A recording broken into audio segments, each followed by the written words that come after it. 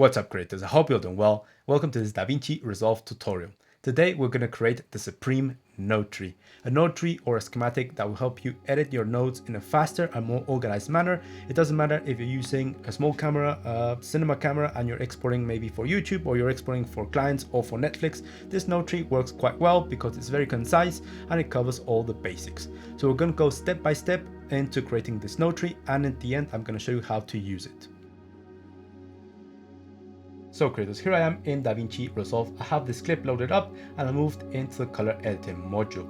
Now before we start, in this video or for this node tree, we're not going to use color management, which if you've seen any of my previous videos on DaVinci Resolve is one of my favorite tools in order to correct my log footage.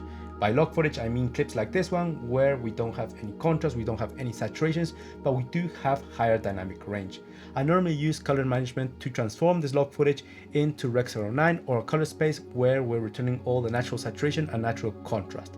Instead of using color management for this node tree, we're going to use color space transform, which is just an effect that you drag and drop into the nodes in your editing module. With that out of the way, before we start adding some nodes and creating our node tree over here, first let's go into the project settings by hitting this little gear icon in the bottom right corner, and here we're going to go into color management.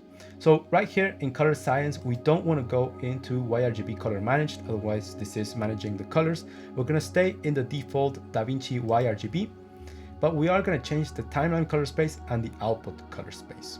First of all, in the timeline color space, we have Rec 09. We're going to change this into the widest color space possible in order to accommodate any files coming from bigger cameras with loads of information, loads of colors and dynamic range. So we're going to go into DaVinci Resolve Wide Gamut Intermediate. Now this color space is very big, very wide, meaning that you can fit very heavy files, maybe from cinema cameras like the Arri Alexa or the Sony Venice.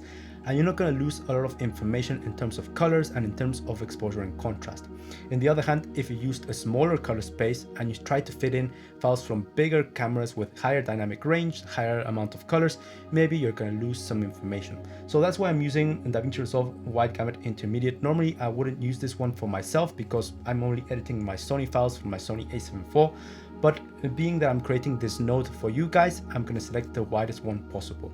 Then in the output color space, you're going to select where your video is going to be displayed, the corresponding color space. So maybe you're exporting your project for Netflix and Netflix demands that you use the output color space of P3 DCI. So you're going to go all the way down and you're going to select P3 DCI over here. Maybe you're exporting for social media, you can use sRGB, maybe you're exporting for YouTube, or in general, you're just exporting for it to be displayed in regular means of transmission like TVs, like iPhones, like in your PCs. So then maybe the best thing to do is just select the regular or the standard, which is Rec 09 Gamma 2.4 over here, which is what I'm going to select over here, which is just going to be general. If you don't know what to select, just select Rec 09 Gamma 2.4 because most of the screens right now are calibrated for this color space. So once we have our project settings done, we're going to select save and we can start creating our node tree. Okay, so first of all, what are nodes and what is a node tree? So this little thing that we have over here, this little window, is a node or a modifier for your video. It will alter the contrast and exposure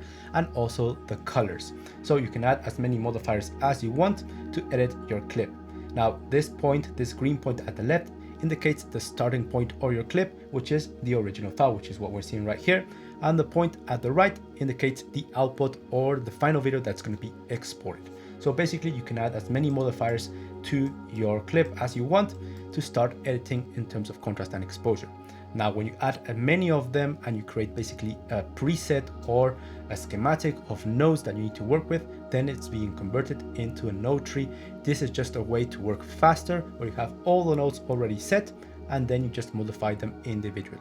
For us, we're going to start off with two nodes. This one that we already have created, and then with Option S in your keyboard if you're on Mac, or Alt S if you're on Windows, you're going to select them and you're going to create a second sequential node. And this one, we're going to place it all the way at the end.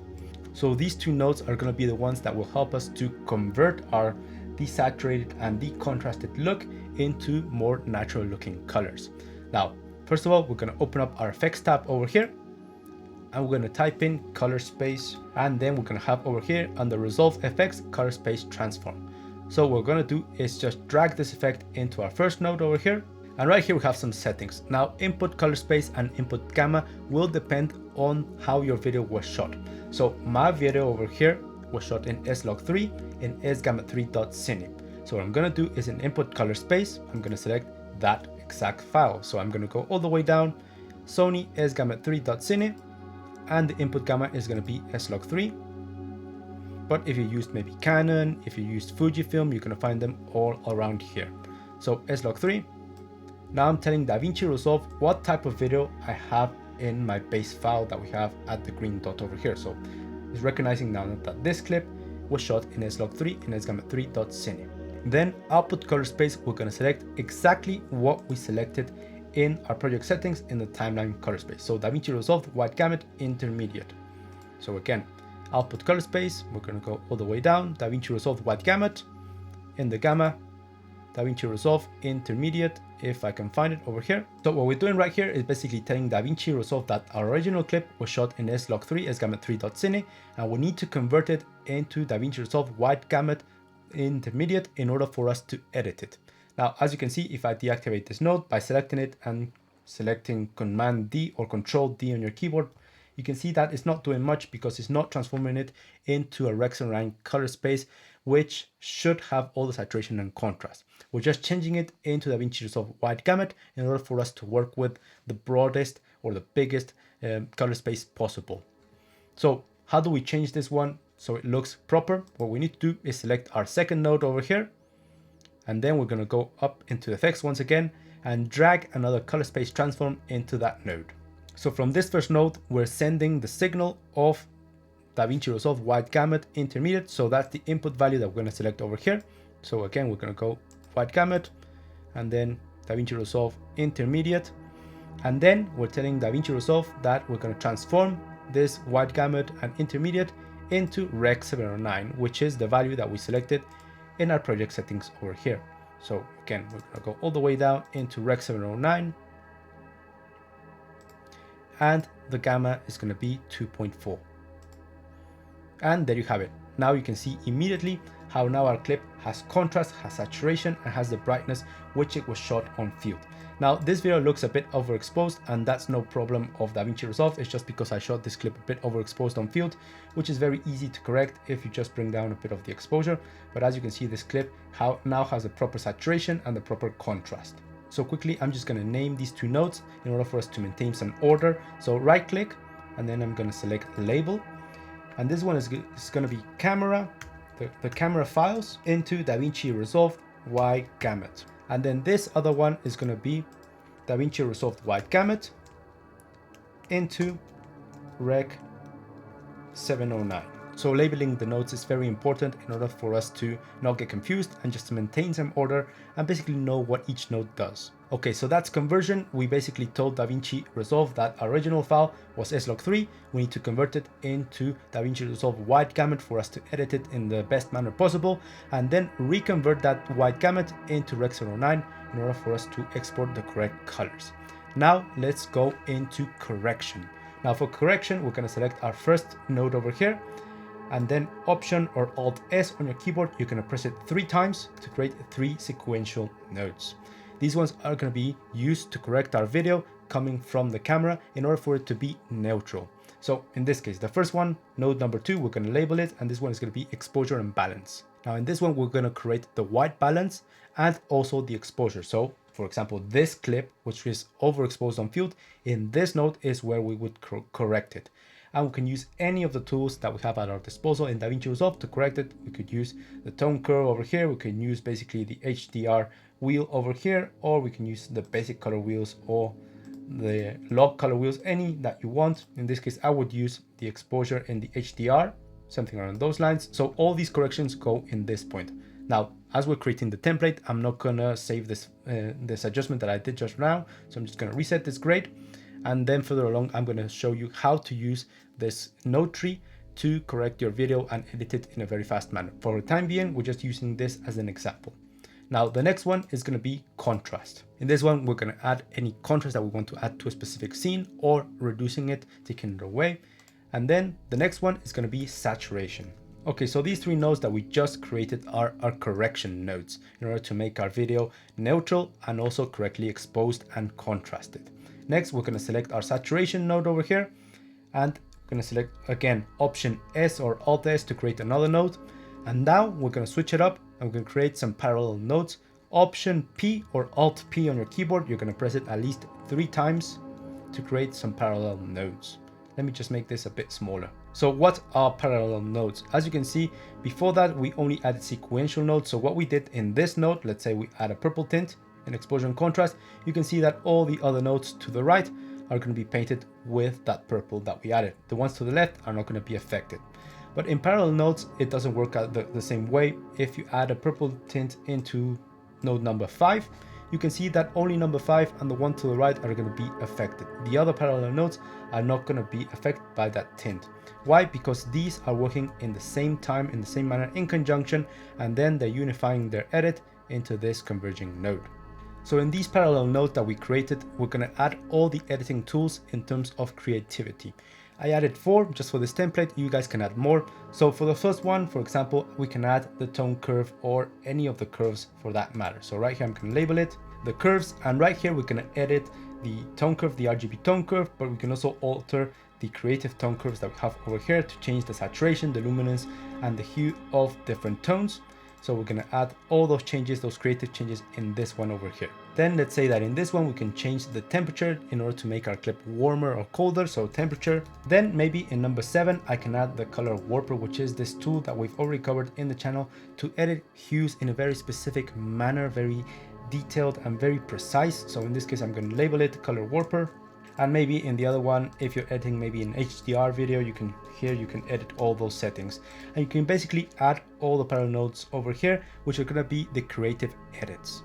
Okay, once we've created all the parallel nodes that we want, we're going to select our mixer over here, and with Option S, we're going to create another node down here. Let me just make this a bit smaller because this node that we have over here, the next one, this one I'm just going to name it control. Now what control will do is just edit any final changes to our basic corrections that we have over here. So maybe we're happy with all the changes that we did in the creative parts and also in the corrections, but maybe we're missing a bit of contrast or a bit of exposure or saturation. Here we're going to change it just to fine tune our edits without having to go into any of these individually.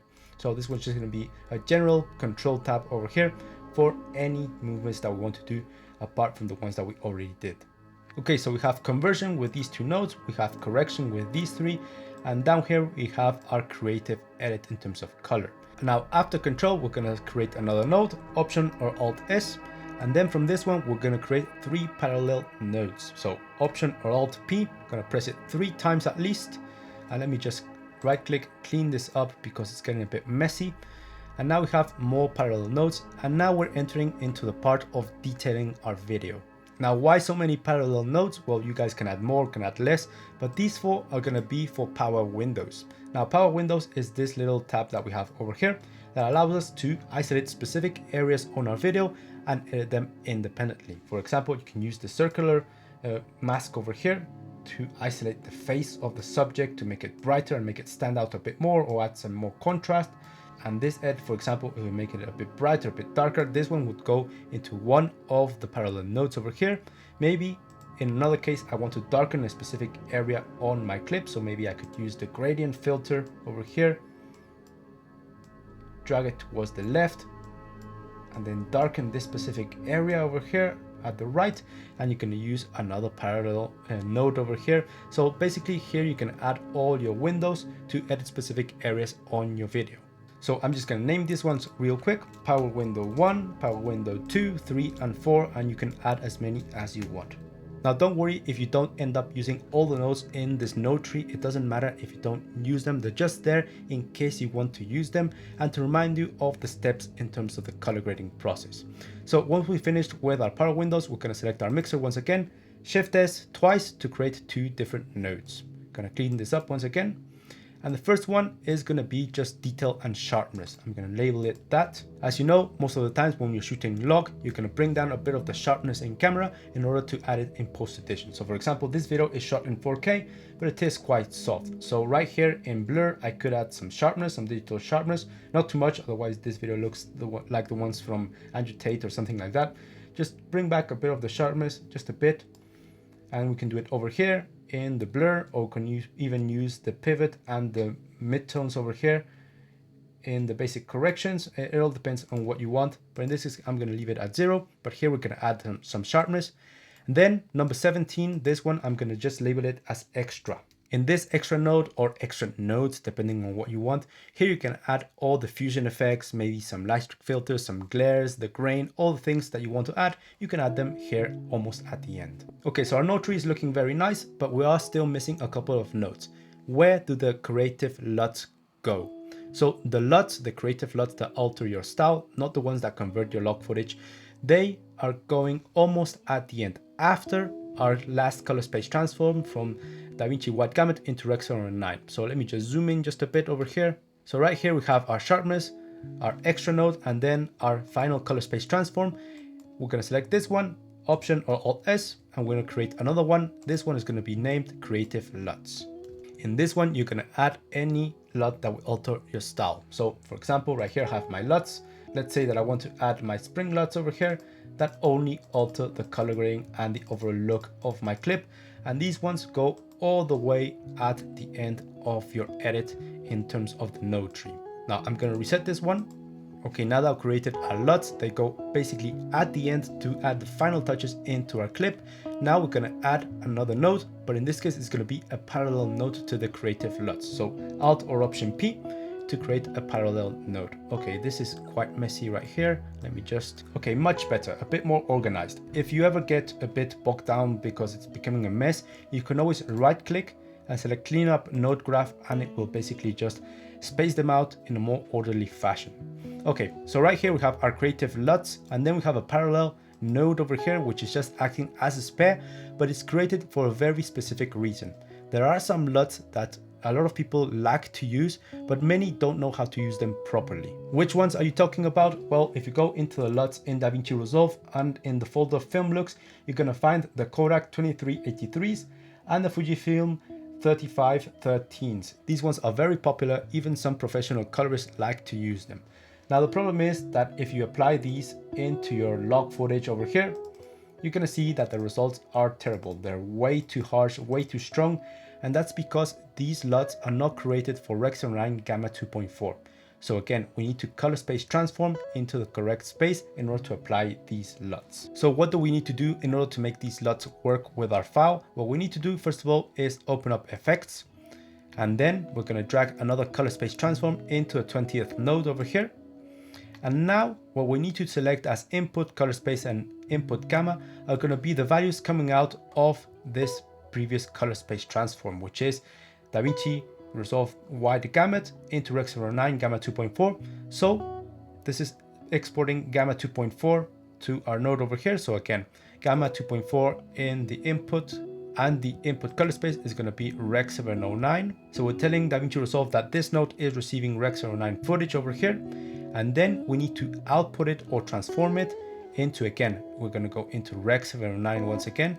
But in this case, we're going to go into a specific gamma, which isn't 2.4, which is Cineon Film Log over here.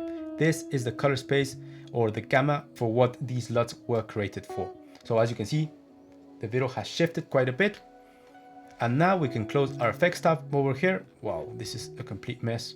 Now we're going to create another node by selecting this 20th node and Option or Alt S. And in this 22nd node, now we can add our film LUT. So right here, you can go into our LUTs once again and select now the LUT that we want to add. And as you can see, the effect is a lot less harsh than in the previous iteration. So now basically we can use those film LUTs into our edit as well. Now the problem right here is that the edit is a bit still too harsh. So what we're going to do is select these two nodes that we just created, right click and create compound node. Now this compound node, we're just going to name it. This one is going to be DaVinci Resolve Film LUTs. And now once we have our compound node, now we can change the intensity by going into key. And right here in key output, you're going to change the gain towards the positives to make it more intense, or towards the negatives to make the compound node effect a little bit less harsh. So towards to -100, you can basically see that the effect is gone. Then you can push it up, maybe to half, maybe to 100%, to make the LUT more intense or less intense. And you can even do the same with the creative LUTs up here. Now, for purposes of leaving or creating this node tree as neutral as possible, I'm going to go into my compound node once again. And here I'm just going to reset the filter so we don't have any LUT applied. And if you want to add any of the film LUTs from DaVinci Resolve, you're going to have to go into this compound node by right clicking and show compound node. And in the second node over here, you're going to have to add the LUT that you want. Then you can right click and exit compound node. Now, what I'm doing right here by creating two parallel nodes is letting you choose. You can basically use both of them. You can use the film LUTs from DaVinci Resolve in combination with some creative LUTs. You can even add another parallel node to add more creative LUTs on top of it. You can basically use both of them. You can use one of them, and to only use one of them, you can just select one of them. For example, I don't want to use the DaVinci Resolve film LUTs. I'm going to select the node and Command or Control D to hide it and not use it. Or you can use it to basically nullify all the LUTs over here so you don't use any of them, and the feed goes straight from the color space transform into your export over here. Okay, so right here, our Supreme node tree is basically complete. All neutral without any adjustments, but it basically acts as a guide for you guys. So first of all, you go into conversion. Here are the only values that you need to really change depending on your camera, and also in the project settings over here. But apart from that, then you're going to start with the exposure and contrast and the balance. Then you're going to go into saturation. Then after the correction, you're going to go into your creative changes in terms of color. Then you're going to go into the detailing in terms of windows. Then sharpness, any extra effect that you want to add, the final conversion, and finally you can add your creative LUTs if you want. So this is a very straightforward and very linear way to color grade, and most of these are just to act as a reminder. If you're going to go over here, you're going to see, oh yeah, maybe I need to check the white balance and the exposure. Then, oh yeah, maybe I need to tweak a bit of the contrast. Saturation, am I happy with the saturation, with the temperature? Do I want to change any specific hue in the curves? And these, that's why they're named. That's why all of the nodes are labeled, so you guys can remember what to do when you're color grading. Okay, so maybe right now some of you are asking yourselves, okay, I don't want to do this whole node tree for every single clip on my timeline. You don't have to. What we're going to do is save this as a DRX file. So we're going to right click our video over here, our feed, right click and grab still. Then to look at it, let me just make this a bit bigger. I'm going to go into our gallery, and in gallery, here is the still that we just created. And this one contains all the nodes that we just added. So for example, let me just go into another clip. So here I have another clip, but let's say that I want to transfer or use my Supreme node tree in this one. What I'm going to do is just drag the still that we just created, drag it into the nodes over here. And there we have our complete Supreme node tree being transferred into this clip. And now we can start editing and color grading. Also, what you can do is export this as a DRX file, so you can import it and export it into other projects. So we're gonna right click, export, and right here you're gonna name it, and always remember that you want to select down here DRX or .drx files. This is the one that you're gonna use. You can hit export, and now over here and also in your gallery you can right click, import when you're in another project, and you can basically input your DRX files with the complete node tree which was applied into that clip. Okay guys, so if you did follow along with the tutorial step by step, you already have your Supreme node tree saved. But if you didn't, don't worry guys, you can go ahead into my shop, the link is up here, and you can download the complete node tree completely for free. Also, just browse around my shop if you find something over there helpful, like my presets or my LUTs. I'd be very thankful if you can support me, and if you can't, don't worry guys. Now right here, the tutorial is basically ended. I'm just going to show you how I would go about to using the Supreme node tree to edit in a faster, more efficient manner. Okay, so first of all, what we need to do is go into our gallery, and right here I have already the Supreme node tree imported. I'm going to drag this one into my node over here, and now we have our neutral, complete or Supreme node tree applied. Now we can close our gallery and we can start editing. Now, as you can see, our clip is already in Rec 709 Gamma 2.4. This was original, it was in log. Now it's being converted. Why? Because we have our color space transform over here and over here. And also guys, before you add all this node tree, always you need to go into your settings and make sure you have these values applied. Then you can apply the node tree, and then the only value that you need to change before starting to edit is going into your first color space transform, the camera to DaVinci Resolve white gamut. And right here you need to change the input and the output color space. Why? Well, you only need to change it if you're using another camera. Maybe if you're on Nikon, maybe you're from Canon, you need to change them. As I'm using Sony, I'm just going to leave it as the default values, which is S-Log3, is Gamma3.cine. I don't need to change them. But if you're in another system, maybe you need to play around with the values over here. Other than that, straightforward, we can go into edit afterwards. Okay, so this clip is looking fantastic already, very natural. The problem is, by looking at my waveform, it's very bright, way too bright. So the first value that we have over here, we're going to go into our correction nodes over here, and the first one is exposure and white balance. So for exposure, it is a bit in the higher exposure, so I'm going to go into my HDR color wheels, and right here I'm just going to reduce a bit of the exposure, just drag it towards the negatives to bring my waveform down to make it a bit more appealing, something around these values. Then the white balance is kind of nice to the naked eye, but I'm going to go into my RGB parade. And right here I can notice clearly how my blues are higher than my reds and my greens. So what I can do is go into my color bars over here, and where I see most of the disparity is in the highlight ranges over here. So I'm going to go with gain, and in gain I'm just going to drag ever so slightly the blues towards the negatives, something around these values, just to make my image a bit more neutral. So we can always see what each node does by selecting it and Control or Command D to hide it and show it. So this is before and after, just dragging a bit of the exposure and taking a bit of the cool side of the video out. Next, contrast. Do I want to add some contrast? Yes. So I'm going to add it with a tone curve over here, just bringing the shadows down, just making them a bit more intense. Maybe bringing a bit of the highlight ranges a bit further up, something around these values. You can always use other tools to create some contrast. You can use the HDR wheels over here. You can even have the sliders over here for contrast, but I don't like to use them. I prefer to use the RGB tone curve over here. Next up, saturation. Am I happy with the saturation? Yes, I think the saturation is perfect.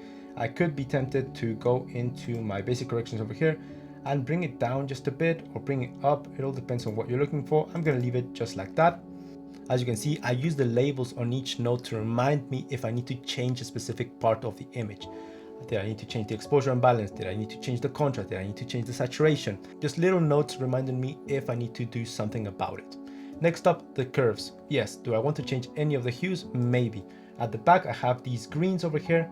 I would be happy if these greens were a bit more yellow in accordance to the other trees at the right. So I'm going to go into hue versus hue. I'm going to select the green over here, and then I'm just going to push it upwards. Not too much, otherwise it's completely unnatural, but just a bit upwards so it's a bit yellowish. Then I'm going to select this other green over here, which is controlled by that point, so I'm going to push this one upwards as well. And there we have all these greens at the background now being changed into oranges. So we can deactivate this node over here. Notice the difference before and after, light and day. Next up, temperature. Temperature is okay. Color warper, I don't need to change any specific hue. HDR, I'm also okay. Then I'm going to move into my power window. So in the first power window, I want to darken a bit this side, this corner, and I want to brighten this side in another power window. So I'm going to go into my power windows. I'm going to use some gradients. If you stretch the arrow, you can make it more diffused and the fall off a bit bigger right here. And then what I'm going to do is, using my HDR wheels over here, just drag a bit of the exposure ever so slightly, not too much, this is completely unnatural, but ever so slightly towards the negatives to darken this area and bring more attention to the central subject. Then in another power window node, I'm going to do the same, but in the other side and a bit flatter, just to add a bit more brightness into this area, just making evident that the sun is coming this way, not too much, but just ever so slightly. Yeah, something around these values. You can see the before and after. This is before, just adding a bit more brightness, and the other one just adding some darkness over here, just making a lot more emphasis on the central subject. Next, this video was on movement. It was shot in a wider aperture, 1.4, and I did have a bit of the sharpness toned down in camera, so I'm going to go into sharpness over here, this node, and I'm going to add some detailing in the out of focus or blur. Just go a bit towards the negatives, not too much, this is completely horrible, but ever so slightly, just to add a bit more sharpness. It's always good practice to zoom in to add some sharpness. And as you can see, everything becomes a bit more sharp, a bit more detailed if I drag it ever so slightly down. Then with extra, I don't want to add any effects. And finally, maybe I want to add some filters. So I'm gonna use both of them. I'm gonna use the DaVinci Resolve filters over here. And for that, remember, you need to right click, show compound node, and in the second node, you can add the LUT. So I'm gonna go with LUTs over here. Gonna see which one I like. I think I like this one. It's very dramatic, very intense. Once selected, I can close my LUTs, close my compound clip. And right here I have a very intense look, but it's a bit too intense. So right here, I'm just gonna go into my key by selecting the compound nodes and reducing a bit of the key, maybe to half. Yeah, just adding a bit of intensity, but not too much. And then in my creative LUT, I'm gonna use one of my personal autumn LUTs. It could be Alta. No, this one darkens it too much. Maybe Riga. I think I'm gonna use Riga, which is a very autumn, very orangey tone over here. And again, it's a bit too intense, it's a bit too dim. So I'm just gonna reduce the intensity again to 0.5. And we have a very nice mix between these two filters over here. You can deactivate both of them. This is before and after. This is the film and this is mine. And just creating a very nice look. So now we can see the before and after. This is before, log footage straight from camera. Then we applied our conversion over here, making our video look natural. Then we applied some corrections in terms of contrast, saturation, and white balance. Then play around a bit with the editing of the colors to make some specific hues change. Then use some power windows over here to add more emphasis into the central subject. Some detailing at the end in terms of sharpness and contrast. And finally, we added our creative look with the LUTs. Now I can't take 100% credit for this node tree because I did base it around Darren Moistin's video about it, and that guy, he is a master professional color grader. Go and learn from him. He's the best for DaVinci Resolve tutorials, and I did tweak it quite a bit in order for it to match my needs, just as you guys are going to tweak the ones that you're going to download from me or you save right now to match your own needs. So don't be afraid to play around, add more nodes, add more variants, add more parallels. Just play around, and I'm sure this node tree will work for you guys as it works for me. So if this video was helpful for you guys, please give it a like, subscribe, all those things. There's also a new hype button down here that will help us reach more people with this video. So if you can click on it, I'll be very thankful. Also, check out my shop if you can purchase anything from there. That really helps me out because you know that YouTube AdSense pays next to nothing. So maybe some of my presets, some of my LUTs are useful for you guys. And if it's not in your possibilities, don't worry guys. I'm Tony Fuentes. Cheers to all of you, and I'll see you in the next one.